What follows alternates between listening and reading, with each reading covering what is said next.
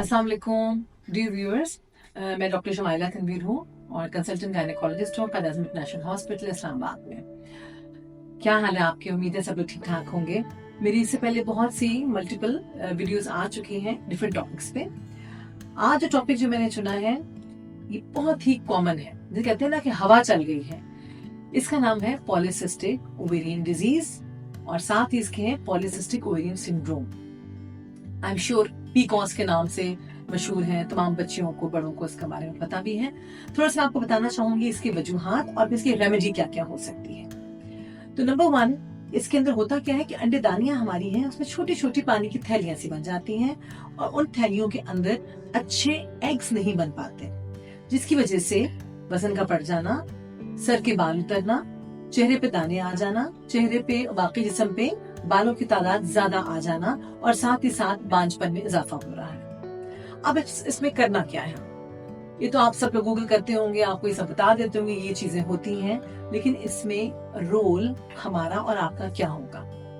जहां तक रोल का ताल्लुक है तो इसमें आप लोगों के एंड की तरफ से है अपनी लाइफस्टाइल मॉडिफिकेशन, जिसमें वॉक, एक्सरसाइज, हेल्दी ईटिंग। मैं अक्सर लोगों से कहती हूँ कि वो वाली चीजें खाएं जो जमीन से उगी हुई हों, यानी कि फ्रूट्स एंड वेजिटेबल्स, नट्स भी उसमें शामिल हैं। जो बाकी हमारी गज़ा है, मैदा, बहुत ज्यादा मुर्गियों का खाना, इसी तरह बहुत ज्यादा बीफ का इंटेक होना, इन चीजों का कम कर देना चाहिए। स्पेशली मैदे से बनी हुई चीजें जिस तरह से पास्तास हैं, पिज्जास हैं, बेकरी आइटम्स हैं, उन सब का कम इस्तेमाल करना। हम ये नहीं कहते कि आप मुकम्मल तौर पे बंद कर दें, क्योंकि नेचुरली ये भी गज़ा का हिस्सा है, बट इत्तेदाल से।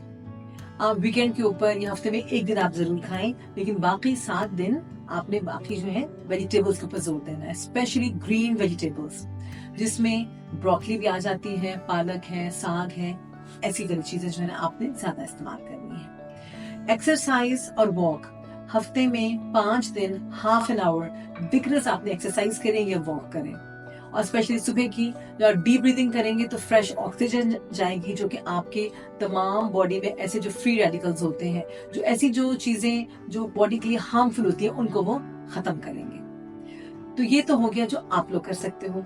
इसके अलावा कुछ और देसी चीजें हैं, जिस तरह के फ्लैक्स सीड्स का शामिल करना, यानी कि अलसी के बीज हो गए, चिया सीड्स हो गए, सनफ्लावर सीड्स हो गए और सेसमी सीड्स हो गए, तिल जिस तरह होते हैं, इन तमाम चीजों को भी अपनी डाइट में मुतवाजन तरीके से आपने शामिल करना। ये भी बहुत अच्छा होता है पॉलीसिस्टिक ओवरीज के लिए।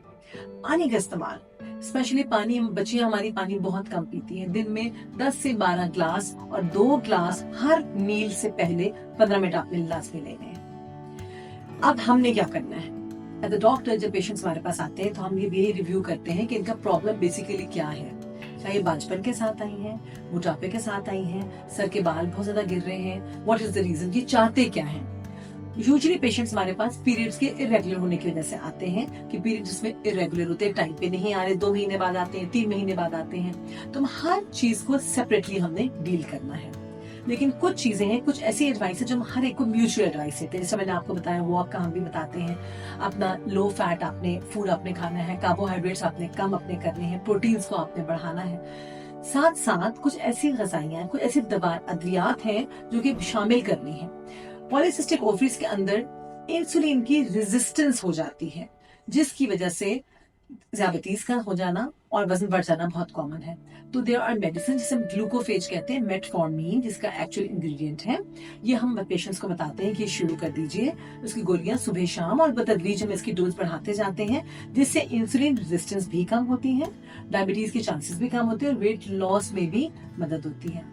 इसके अलावा एक और इंग्रेडिएंट है जिसे कहते हैं मायोइनिसिटोल, जो डिफरेंट चीजों के कॉम्बिनेशन के साथ आ रहा है।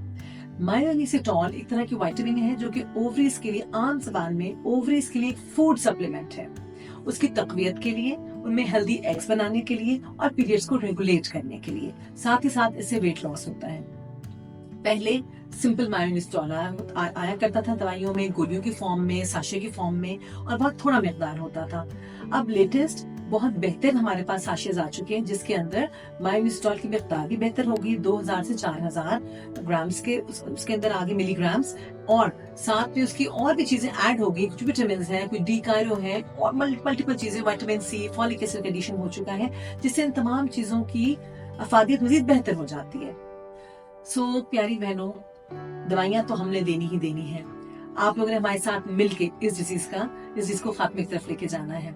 तो ग्लूकोफेज, जिसे मेटफॉर्मिन कहते हैं, माइलिस्टोल जो डिफरेंट तरह के साशेज में आता है, ओवर द काउंटर हम लोग खुद लिख के देते हैं, और आजकल बेहतर से बेहतर माइलिस्टोल आ रहा है, वो लें। और साथ में अगर पीरियड्स की रेगुलरिटी है तो उसके लिए हम दवाइयां देते हैं जो पत्ते के फॉर्म में होती हैं। 2 से 3 महीने का कोर्स होता है, फिर हम कुछ महीने वेट करके दोबारा रिपीट करवाते हैं। और साथ ही साथ इसके अलावा अगर किसी के बहुत ज्यादा बाल आ रहे हैं, उसकी अलग दवाइयां देते हैं।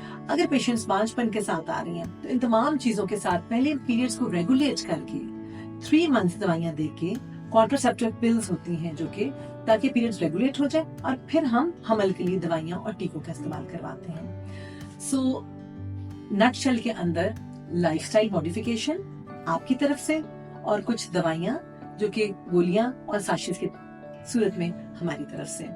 होपफुली सो मेरी छोटी सी टॉक से आपको फायदा होगा। Thank you so very much.